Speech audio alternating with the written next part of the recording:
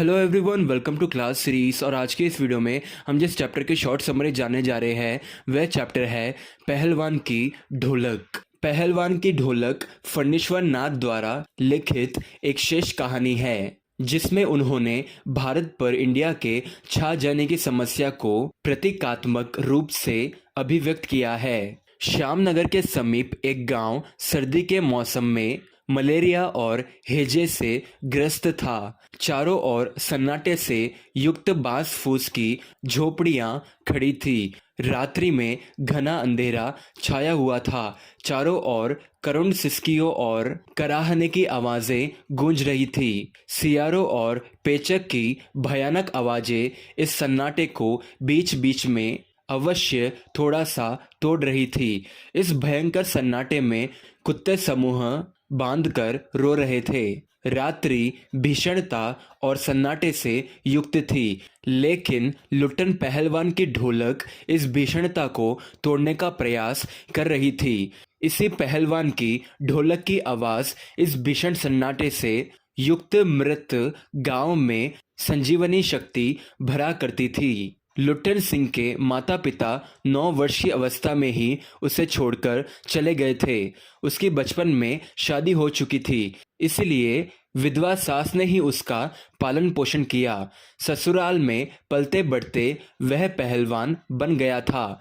एक बार श्यामनगर में एक मेला लगा। मेले के दंगल में लुट्टन सिंह ने एक प्रसिद्ध पहलवान चांद सिंह को चुनौती दे डाली, जो शेर के बच्चे के नाम से जाना जाता था। श्यामनगर के राजा के बहुत कहने के बाद ही लुट्टन सिंह को उस पहलवान के साथ लड़ने की आज्ञा दी, क्योंकि वह एक बहुत प्रसिद्ध पहलवान था। लुट्टन सिंह ने ढोलक की धिना धिना धिक धिना आवाज से प्रेरित होकर चांद सिंह पहलवान को बड़ी मेहनत के बाद चित्त कर दिया।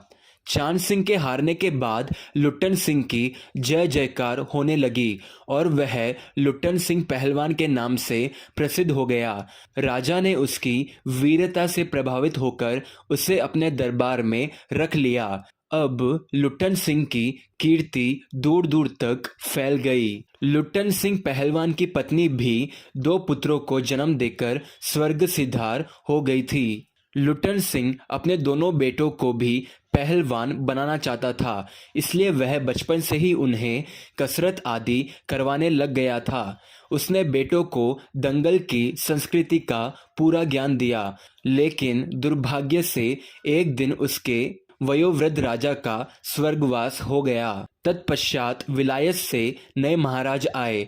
राज्य की गद्दी संभालते ही नए राजा साहब ने अनेक परिवर्तन किए। दंगल का स्थान घोड़ों की रेस ने ले लिया। बेचारे लुट्टन सिंह पहलवान पर कुठरा घाट हुआ। वह हतप्रभ रह गया। राजा के इस रवैये को देखकर लुट्टन सिंह अपनी ढोलक कंधे में लटकाकर बच्चों सहित अपने गांव वापस लौट आया।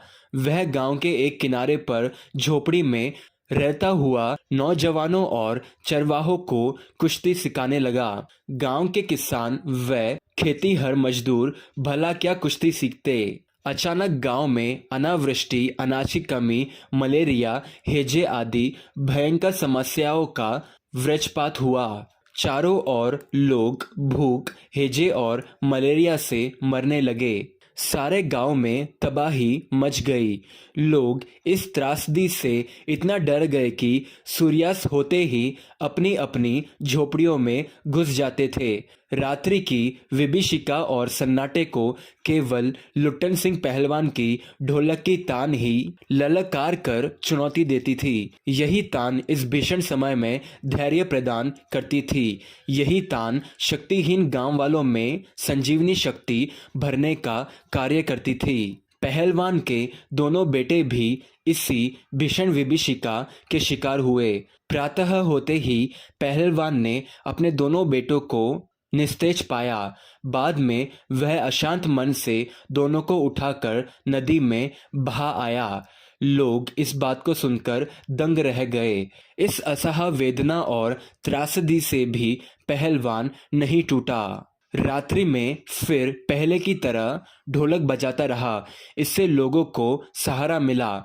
लेकिन 4-5 दिन बीतने के पश्चात जब रात्रि में ढोलक की आवाज़ नहीं सुनाई पड़ी तो प्रातः काल उसके कुछ शिष्यों ने पहलवान की लाश को सियारों द्वारा खाया हुआ पाया। इस प्रकार प्रस्तुत कहानी के अंत में पहलवान भी भूख महामारी की शक्ल में आई मौत का शिकार बन गया।